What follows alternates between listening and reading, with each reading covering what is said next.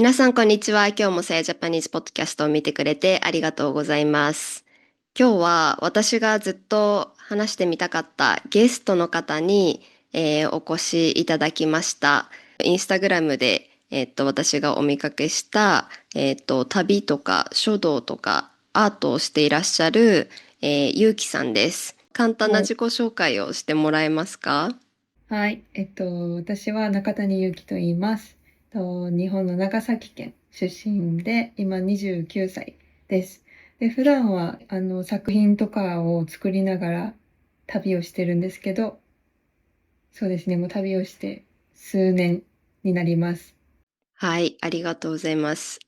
私が話してみたいなと思っていた理由が、私ずっと一人旅をしてみたいというか、したくないというか、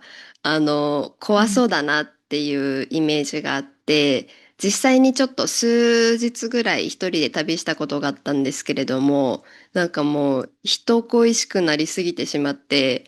無理だったんですね。なので、ちょっとどういうふうに旅しているのかとかをちょっと聞きたかったんですけれども、まずどんなきっかけで旅をし始めたんですか？旅をし始めたのは2023年の年だったんですけど、新卒で会社に入社して2年間働いた後に、ちょっと仕事を辞めようと思った時があって、それで辞めた時にスペイン人の友達に連絡をしたんですよ。で、私はキリスト教徒で、その彼女もそのキリスト教徒のつながりでコンタクトを取ってたんですけど、今年スペインで巡礼があるから行ってみたらって言われて、で、私はそんなにすごく厳格な信者でもないのにいいのかなとは思ったんですけど、まあ仕事を辞めてやることもないし、行ってみようかなと思って、じゃあ行くって返事をして、残りあったお金を全部、その航空券とか、その巡礼費に当てて、旅を出たのが初めてだったんですけど、その時、行きの航空券のお金しかなかったんですよ。なので、帰りの飛行機は取らずに、行きと巡礼費だけ払って、片道切符で行きました。そこからでしたね。結局帰ってこれたんですか？それがですね、そのプログラム自体は多分2週間ぐらいだったと思うんですけど、日本からそのいろんな人がたちが来てグループで回るんですね。で、私は帰りがなかったので、みんなはそのグループで飛行機に乗って日本に帰ったんですけど、私はそのままスペインのマドリードっていう街に残って、で、着いた日に口座見たら6000円ぐらいしかなかったんですよ。35ユーロぐらいしかなくって、帰れないので、そこで道に出て、ポストカードを作って、売って、その日暮らしをしながら、まあ、4ヶ月ぐらい、それを旅して帰ってこれるまでになりましたね。実は私はそのマドリードの道で何かを売っている動画を見たのが多分ゆうきさんの動画を初めて見た時で、なんだこのうん。人は、すごい肝っ玉を持ってるぞと思ってすごい、感銘を受けたんですけれども、ってことは、あの、ホームレスだったってことですか？ですね、初日に、15ユーロ稼げたんですよ。3時間で。で、それで11ユーロの、ホステルを見つけて、残りの4ユーロでパンと牛乳を買ってっていう感じでずっと最初は続けてました。ホステルを飛び飛びしてって感じでしたえ、ね。でも一度もそのホステルも払うくらいのお金がないっていうことはなかったんですか？それが、初日だったか2日目だったか、一人男性が私のポストカードを1枚買ってくれたんですよ。で、それで僕は男の人とシェアハウスをしているから、だから2人でルームをシェアしてるから、もし泊まるとこがないんだったら泊まりに来ていいよって言ってくれて、でそこからその彼の家にお世話になって、すごい年齢も3人とも同じ96年生まれですごい気があって、そこで居候させてもらってました。わあ、すごい。じゃあもう、一期一会というか、本当はい。にたまたま会って、たまたま、まあ、住む場所が見つかった、滞在する場所が見つかったっていう感じ。はい。そんな感じでした。で、その後はどれくらいスペインにいたんですか？10日とかだったと思います。10日もいたかなってぐらいだったんですけど、で、その後、イタリアに飛んで、ハンガリーに行って、でハンガリーで1ヶ月ぐらい過ごしてました。で、その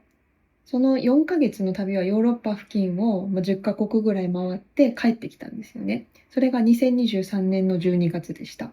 で、帰ってきた時に、私の旅を見てくれていた前職の上司が、アトリエみたいな場所を持ってたので、帰ってきたら個展してよって冗談だったのかもしれないんですけど、言ってくださって、あ、じゃあ開きますってやったんですよ、そこで。で、私の中でもこの4ヶ月の旅はすごい忘れたくないなって思っていて、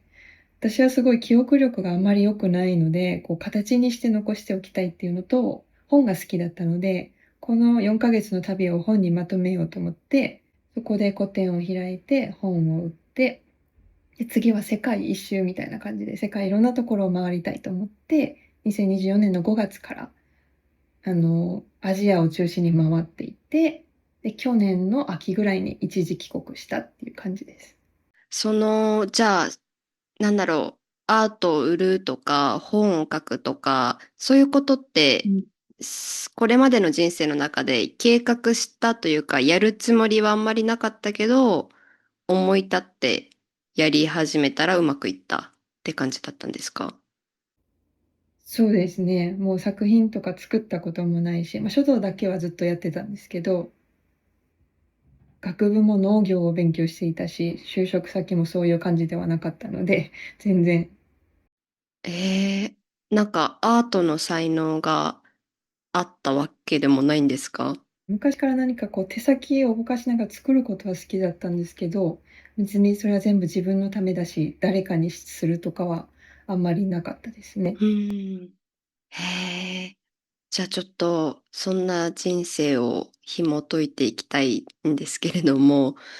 まずは次の月のこととか、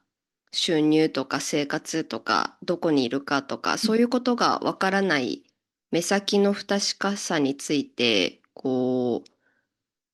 怖を覚えるというか、不安に感じることってないですか？もちろんある時はあるんですけど、あんまりそこまでない方だと思います。あんまり先のことを考えるのが得意じゃないくって、結構今集中型で生きているんですけど、なので、不安って先から来ると思うんですけど、その影響かあまり感じたことは少なめだと思います。ええ。逆に過去のことを後悔したりしますか？それもあんまりないですね。そっちの方が少ないです。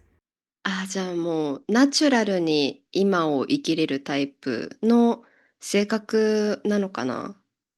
性格かもしれないです。わあ、いいな。私にとってはなんかそういう人は本当に強者だと思っていて、やっぱり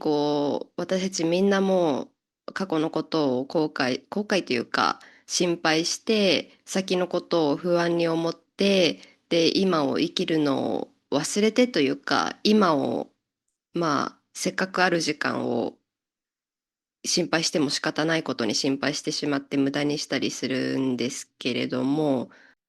あんまり、物事を深く考えすぎないタイプですか？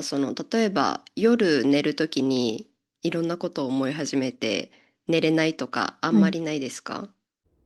とてもあります。私はすごい深く考える方だと思います。え、じゃあ、深く考えるけど、先のことを不安に思って、無駄に考えたりはしないってことですか？なんか起きた事実をシンプルに多分見るようにしていて、過去のことを深く分析はするんですけど、例えばなんでこれが起きたのかとか、未来が不安になった時になんでこの不安なのかっていうこの奥にあるものをよく見るので、深くは分解していくんですけど、となると考え続けることにはある一定のところを過ぎるとあまり意味がないなと思うので、なんか私のイメージでこの物事が起きた時に、ここまでの思考はすごく必要だけど、ここから先はくよくよゾーンみたいなイメージがあって、例えば過去に起きた時になんでこれが起きたのかっていう失敗の分析とか、どうしたら同じようなことが起こらないかっていうところを考えるのはすごい好きなんですけど、そこが分かってしまえば原因とかがもう考えないですね。その原因を考えるまでにすごく思考するんですけど、その後にやっぱりこうすればよかったなとか、たられば、なんか起きる、この意味のない思考というか、たらればって必要ないなってあんまり思ってるんですけど、たらればをずっと考えるとくよくよするなって思うんですよね。ゆうきさんにとってくよくよゾーンっていうのは、このタラレバとかを考えてしまう時間そうです。で、じゃあ何かが起こったら、その分析したり、その考察する時はい。間もあるし、くよくよする時間も一応あるってことですか？はい。で、くよくよする時間にちょっと足を入った時に、あ、くよくよしてるなって気づいて戻ります。なるほどね。その同じ考えるでも、その、なんだろう、やっちゃったな、あれしなかったらよかったな、こうしてたらよかったのかな、みたいな、そういう今考えても仕方ないことを考えるくよくよゾーンと、まあ、分析して、じゃあ今後はこういうふうにしようとか、今こういうふうに感じてるのはこうだからなんだ、みたいな、そういう、なんだろう、論理的な思考っていうのを分けているっていうことですか？はい。まさにそうです。なるほどね。でも、その論理的に考えて不安になることってないですか？例えば、私はもう、ずっとフリーランサーと自営業でやってるので、やっぱり一番の不安は収入とか、仕事があるかとかそういうことで、それも論理的に考えちゃうと、じゃあ、論理的に言って、なんだろう、これを続けたらお金は入らないから、あ、もう終わりだ、みたいな、自分的にはちゃんと考えていて、でもそれが結局不安につながってしまうこともあるんですけれども、そういうもう、なんだろう、どうしようもできない不安とか、そういった時はどういうふうに対処してるんですか？どうしようもないことっていうか、自分がコントロールできる範囲までは考えますけど、考えない範囲は、ちょっとこう、スピリチュアルに寄ってるのかもしれないんですけど、もう任せてるんですよね。すべてを起きるべきことが起きるだろうっていうような思考なので、はあ、なるほどね。まあ、で、なるように慣れでやって、まあ何か大変なことが起きてしまったら、それはそれで自分の経験として対処を頑張るし、そうじゃなかったら、イエイって感じですかね。そうです。それでずっと来ました。なるほどね。今まで自分がした選択で後悔したこととか、なんだろう、失敗したこととか、これはやらない方が良かったなとか、そういうことってありますか？一切ないと思います。今の自分があるのは、その小さなミスとかも全部含めてなので、今の思考を作っているのもそうなので、すごい。じゃあ、ちょっと話は変わるというか、旅について聞きたいんですけれども、まず旅をしていると、自分一人で過ごす時間っていうのはかなり多くなると思うんですけれども、寂しいとはい。もか、なんか孤独を感じたことってありますか？ちろんあります。結構ありますね。で、作品を作ることは、その孤独を処理している時間でもあるのかなというふうに思っていますし、昔よりはその孤独との付き合い方は上手くなったかなとは思います。昔は孤独をこの消化するというよりは、ごまかしているというか、直視せずに他のもので埋め合わせをしようとしてたと思います。うん。例えば、寂しいと感じた時に、好きでもない友達に会ったりとか、まあ行きたくもないソーシャルイベントに参加したりみたいな感じですか？そうです。はい。で、今はその作品を通してその気持ちを処理しているっていうのは、具体的にはどんな感じですか？作品を作っている時間がこう自分の内側と対話する時間に結構なっているなっていうふうに思っていて、その自分の感情をよく見るようにしていて、孤独の奥にあるものとか、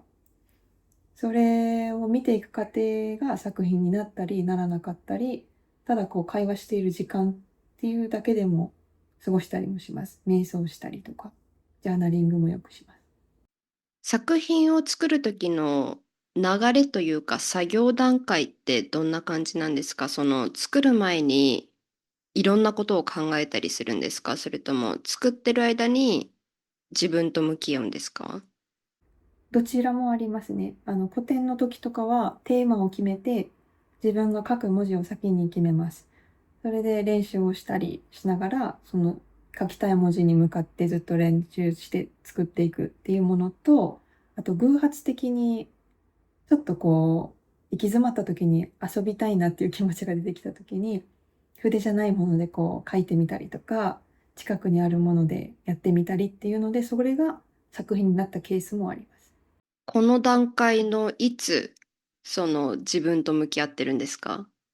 自分と向き合ってるのは作品を作る前だと思いますね。なんでこの文字を選んだかっていうところだと思います。テーマを決めたり。じゃあその書いてるその瞬間とかいうよりかは、普段の生活で自分のためにちゃんと時間を取った時に自分と向き合って、そこから湧き出たアイディアとか感情を作品にしている。そうです。今はどういうふうな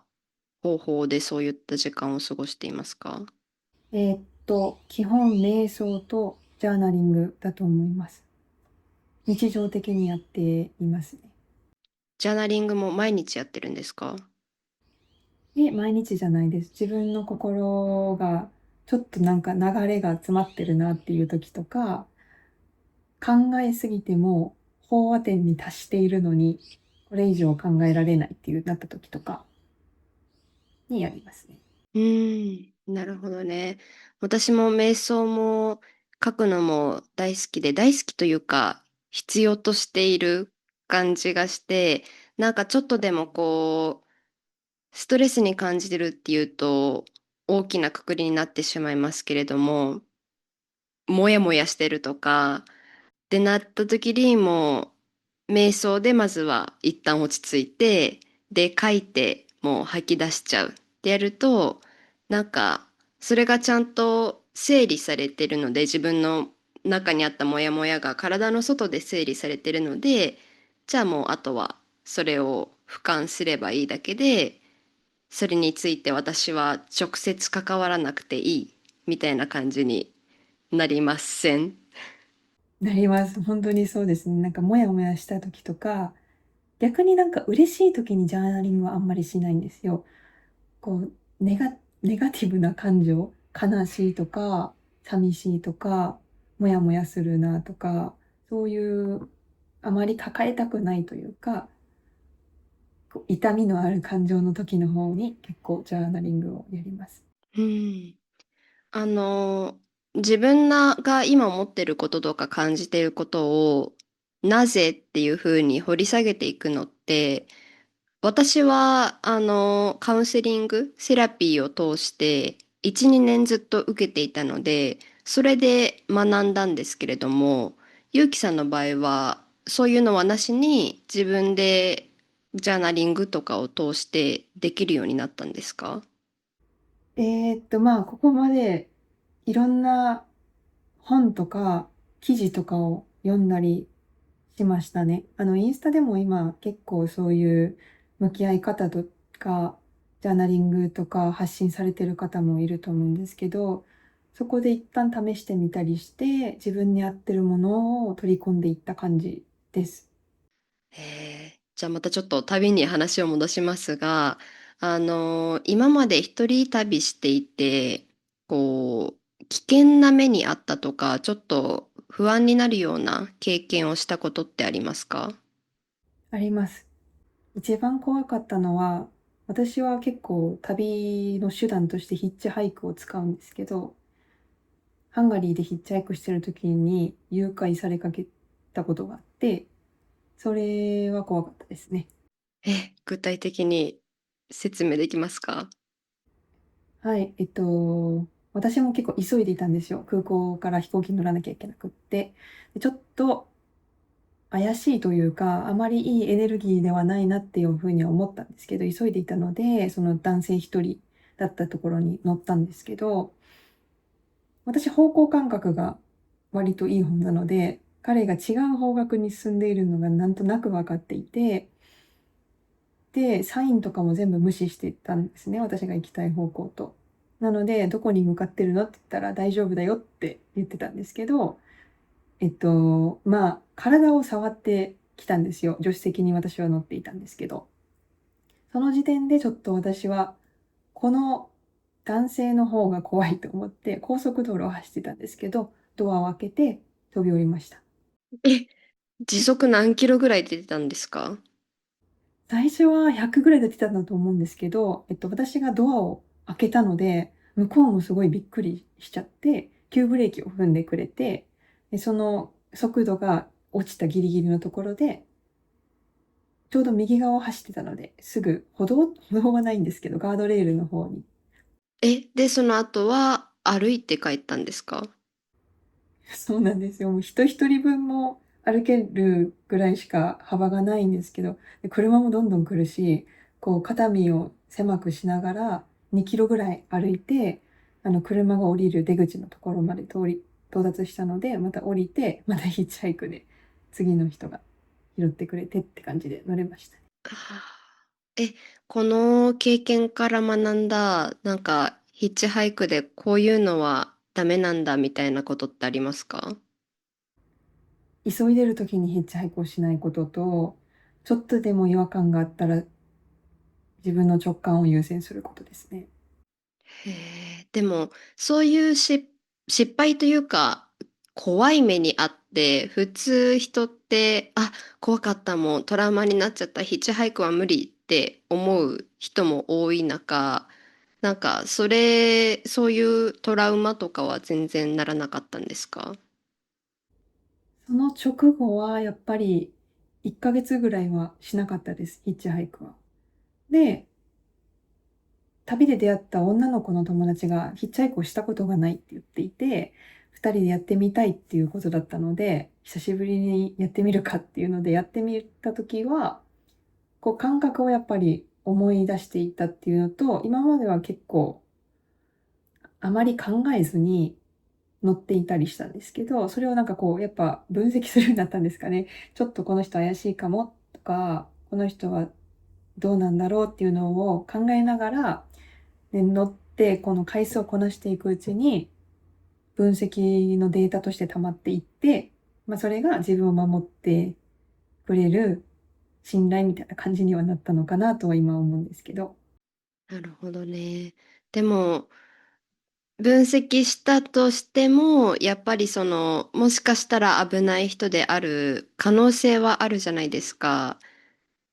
はい。その可能性を考えて、やっぱやめとこうとか、やっぱり嫌だってなってしまうことも、ありますか？は、もう、それが、私がちょっと全部任せてるところで、それでも私はやっぱヒッチハイクはやりたいって思った時に、どうにかなるだろうっては思っているのがベースとあって、でもそれがどうにかならなかったとしても、やりたいことをやっているから後悔はないかなって、何事にもリスクがあると思っていて、ヒッチハイクじゃなかったら出会えない、すごいかけがえのない出会いをやっぱりいっぱい経験してきてるんですね。それと安全を比較した時に、この出会いを求める気持ちが強い時はやっぱりヒッチハイクをしたいなと思うし、そうじゃない時はしないみたいな感じでバランス取りながらやってます。今まで経験した一番印象が強い出会いとか、こう、偶然で起こった出来事とか、旅とかってありますか？インドが結構面白かったんですよね、私的に。初めてちゃんと一人旅をしたのがインドだったんですけど、私は怖くってやっぱりこう、レイプとかいろんな話も聞くし、強盗だったりとか、そういう考えがあったんですけど、でこう警戒心マックスの状態だったんですけど、ある街ですごい素敵なエネルギー持ってる女の人に会って、見かけたんです。その方がちょっとリュックかわいいねって言ってくれて、あ、ありがとうだけで終わってたんですよ。その女性は男性と一緒にいたので、私は入らなかったんですけど、でだから印象に残ってたのに、そこから1200キロぐらい離れた街に翌日行って、ホステルにチェックインをしたんですよ。そしたらその女性が上がってきて、えって思ってたら、このリュック、昨日のあの子ですかみたいな感じになって、すごい意気投合して、いくつももうホステルがたくさんある街だったのに、同じ時間の電車に乗って一緒についてたんですよ。で、そこですごい仲良くなって、年にもう本当に数回しか会ってはないんですけど、世界中でいろんなとこでタイミングが合いそうな時に現地で会ったりとかしてます。なんかすごいコミュニケーション力があるというか、社交が得意そうなイメージがありますが、会う人と会わないはい。人はいますか？それとも誰でもなんとなくうまくいくタイプですか？昔は誰とでもうまくやっていたタイプだったんですよ。それは、私この深い思考力を持ち出したのが最近というか、ここ数年なんですけど、いろいろ考える前は、誰とでも仲良くやってたし、って感じでしたね。でも今は会う人会わない人は全然いますし、無理に合わせないようにしてます。うんうんうん。でも、一人旅してると、やっぱりいろんな人と関わらないといけないですし、こうん。う、なんだろう。私は結構襟好みしてしまうタイプなんですけれども、襟好んでばっかりだと、実はいい人なのに、なんだろう、仲良くなるチャンスを逃してるのかなとか、例えばホステルに泊まって、この人たち嫌だとか思っちゃったらもうそこで終わりなので、こうやっぱりもうちょっと心を開かないといけないのかなって一人旅に関して思ってるんですけれども、一人で旅行しているのと社交ってどれくらい関係ありますか？確かに、閉じすぎるのも、先入観持ってっていうのも良くないなっていう気持ちは分かりつつ、こう、社交を優先しすぎると、自分のエネルギーがこう、そがれていくじゃないですか。合わない人に合わせていくってすごいエネルギーの必要なことなので、自分の持っているエネルギーがうまく循環する範囲で、できる限り社交をして、でも自分がこれ以上やってると持たないなってなった時は、ちゃんとこうエネルギーを貯めるために会う人と付き合うとか、襟好みする。これはなんか自分を守るために必要かなって私は思ってるので、このバランスをうまく使い分けながらって感じですかね。具体的に例えばじゃあホステルに行って、じゃあゆきさんは今晩もう6時とかに着いちゃったから夜寝るまで時間がある。で、ホステルのリビングルームを見たら5、6人なんか話してる人がいるってなったら、自分から話しかけに行きますか？自分が話したくないムードの時は行かないです。話したいムードの時は行きます、自分で。じゃあ誰がっていうのもあるけど、自分がそういうムードにあるかどうかっていうのも優先しているってことですね。そっちが主ですね。あ、なるほどね。じゃあ、私は自分が話したくないムードの時に人がいても、なんか自分の軸というか、自分の都合じゃないですか。今そのムードじゃない。で、その都合のせいで、この人は私になんか、まあ、冷たいまで言わなくても、こう、挨拶したのに挨拶だけで返されて、そのまま去ってしまったとかいう対応を受けるのかわいそうだなとか思っちゃうんですけれども、そういうのを気にしてしまうことってないですか？あまりないですね。自分が話したくないムードの時に無理に話してもうまく話せないのが自分で分かっているので、この話とちょっとつながることでもう一つ私が旅について聞きたかったことが、私が一人旅を難しいと思ってしまう理由の一つはその孤独なんですけれども、二つ目がもう本当に、自分アホだなと思いながらも、私すごい周りにどう見られているかを気にしてしまう性格があって、例えばレストランで一人で食べている時に、ああ、なんかかわいそうな家族も友達もいない人だと思われてるのかなとか、あとはなんか重いものを抱えていて失敗してしまった、全部落としてしまった時に見られたら恥ずかしいとか、なんか間違っていることをしていたら恥ずかしいとか、そういうことを考えてしまうんですけれども、そういうのって考えませんか？あんまり考えない方ですね。他人がどう見られてるかは気にしてた時代もありました。大学生までは結構その軸で生きてたと思うんですけど、親友に会ったんですよね、大学生の時に。で、彼女は他人にどう見られてるか全然気にしないタイプのように見えて、私からすると。で、初めて会ったな、この人種って思ったんですけど、彼女の真似をしてみたんですね。なんか、私も気にしないようにしてみたいと思って、ちょっと無理しながら気にしないようにして生きていった時に、すっごい肩の荷が下りたというか、生きやすいなって笑うぐらい思っちゃって、と同時に、周りがそんなに自分のこと気にしてなかったことに気づいたんですよね。自分はすごい見られてるって思ってたんですけど、周りはそんなに気にしてなかったなって思って、そこから気にしなくなりましたね。ああ、なんか自分が怖いなと思ってること、なんだろう、一人でレストランで食べるとかを実際にやってみて、それで、なんだろう、自分の中にある偏見を分解していくっていうのを、エクスポージャーセラピーとか言って、日本語だとなんだろう、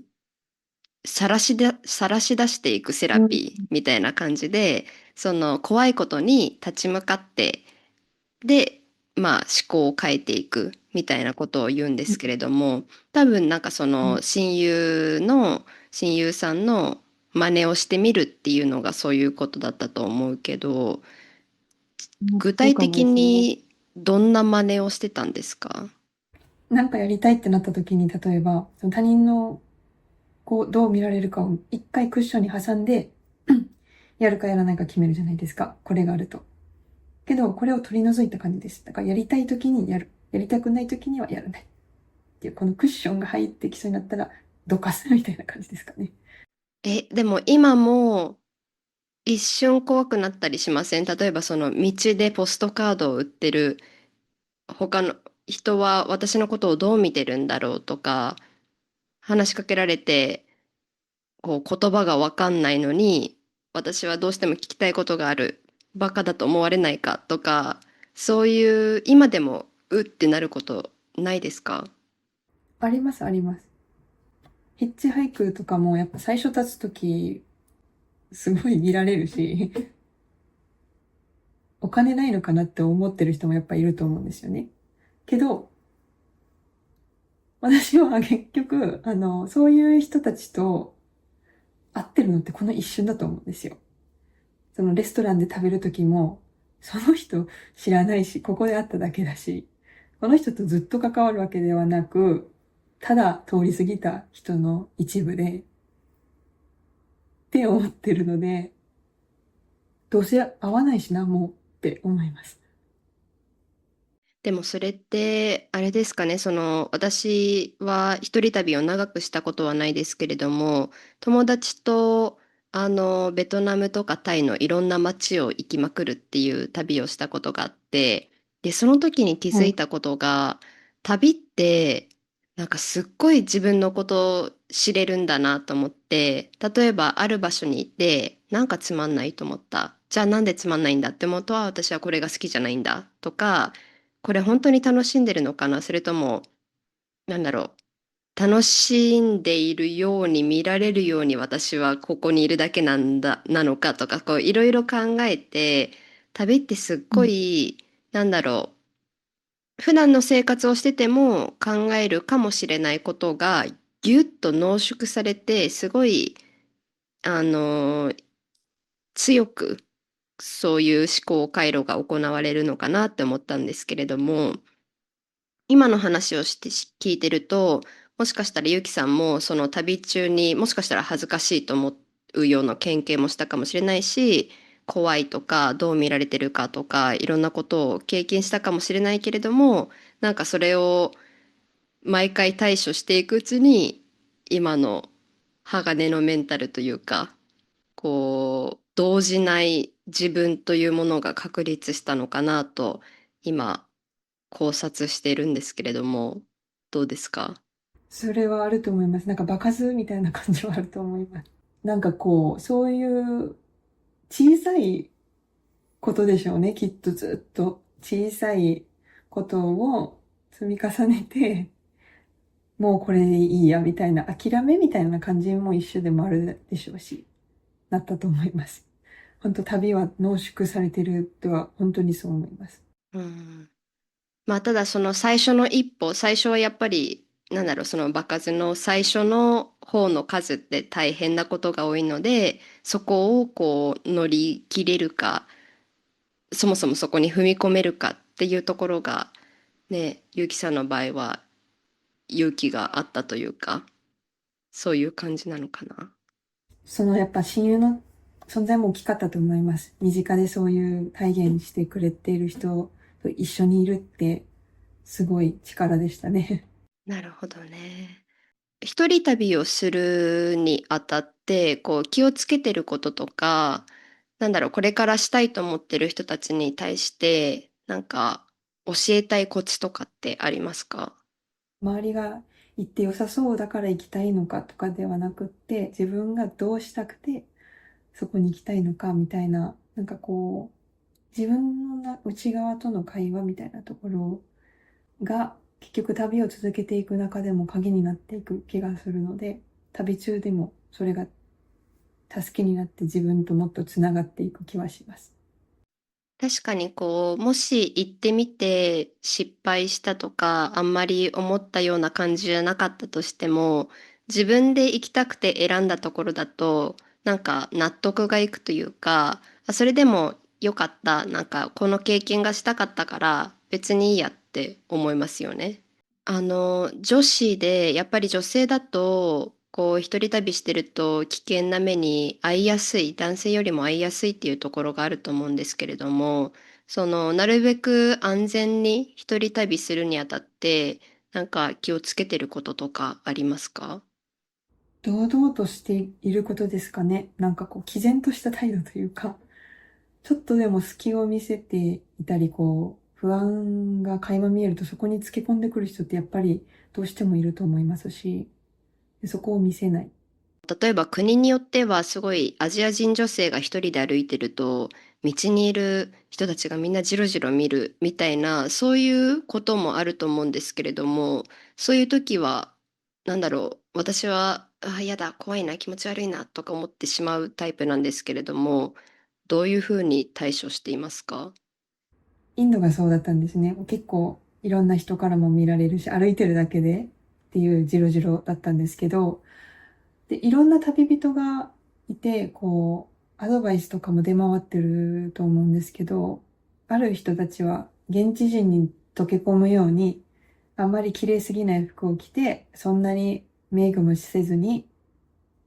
馴染むように歩くとかいろいろあったんですけど、私の場合は、ちゃんとメイクもしてたし、服も好きなやつを着ていて、堂々と歩くみたいなことをすごい意識してたんですけど、インドで歩いてる時にある人から男の人が近づいてきて、あなたは政府関係の仕事の人なんですかみたいな感じで言われたことがあって、で、どうしてそう思うのって言ったら、ちゃんと旅人っぽくないからみたいな。ちゃんと服を着ているし、身なりもしているから、逆にその人から言うと近づきにくかったって言われたんですよ。で私はこの毅然とした堂々と見られながらも、あ、怖いとかじゃなくて、何見てるのみたいな感じで歩いてた時に、それが自分を守ってくれたことがあって、さっき話した女性にも言われたことがあるんですけど、あっちからジロジロ見られるけど、私たちだってジロジロ見ることはできるのよってその人は言ったんですね。確かにそうだなと思って、それまでちょっと怖くて夜は外出してなかったんですけど、そこからその人に言われたように、確かに私だってジロジロ見れるし、何って毅然とした態度で接することもできるなと思ってから、そうするようになって別になかったですね。そのインドで危なかったことは私には。なるほどね。その自分は旅行者で、みんなは私のことをじろじろ見てるんだっていうふうにも、自分の中で勝手に、自分は弱い立場で、向こうは怖い立場なんだって位置づけちゃうと、もうその時点でもう雰囲気的にも弱そうってなってしまうけれども、そこを対等にというか、彼らは人間、私も人間、それ以外の何の差もないっていうふうに位置づけるというか、意識というか、そういう感覚でいることで、逆にまるでそこに住んでるような風に見られるということがあるんですね。そうでしたね。なんか人も結構嗅覚で察知するんだと思います。小さい恐れとか不安みたいな。その彼女も犬ってやっぱ怖がってる人のことをわかるって言ってたんですけど、人間もやっぱあるのかなって思います。すごい。でもこういったことを全部できるようになるのはやっぱりね、そのいろんなところに行って多分時には不安に思うこともあったかもしれないけど、それを乗り越えていろんな経験をしたからこそだと思うので、私はもう大ビッグリスペクトです。ありがとうございます。そんな言っていただけて。そしたらじゃあ最後に何か言っておきたいこととかありますか？うん。なんか旅はやっぱりいいかなって思います。これは物理的な旅じゃなくて、自分の中を旅することっていうのはどこにいてもできるので、日々の感情を見つめたり、自分がどう感じたのかを分析してみたりとか、自分との会話をすることでの自分への旅はすごい人生が豊かになる気はします。素敵な言葉ですね。自分の中での旅はいつでもできるっていうのは。今ね、多分身体的にも、例えば金銭的にも、環境的にも、物理的な旅ができないっていう人もいると思うので、そういう人でも自分の中で旅ができるということですね。今、個展をされているんでしたっけ？関東の個展は3月で終わったんですけど、次の個展が長崎で秋にあります。9月の末ですね。9月。そしたらじゃあ、インスタグラムはじゃあキャプションに載せておくので、それで、情報とかは得られますね。じゃあ今日は、いろんな話をしてくれてありがとうございました。とっても楽しかったです。私もすごい楽しかったです。私もずっと見てたのでお話できてよかったです。嬉しい。ぜひ今度また他のトピックでもお話ししましょう。じゃあ、皆さんも最後まで聞いてくれてありがとうございました。また次のエピソードでお会いしましょう。If you want to learn Japanese more interactively, you can find the best teacher for you at Saya Japanese School, a quality-first online Japanese school founded by me. Visit sayajapanese.com for more information. Thanks for your support and happy learning!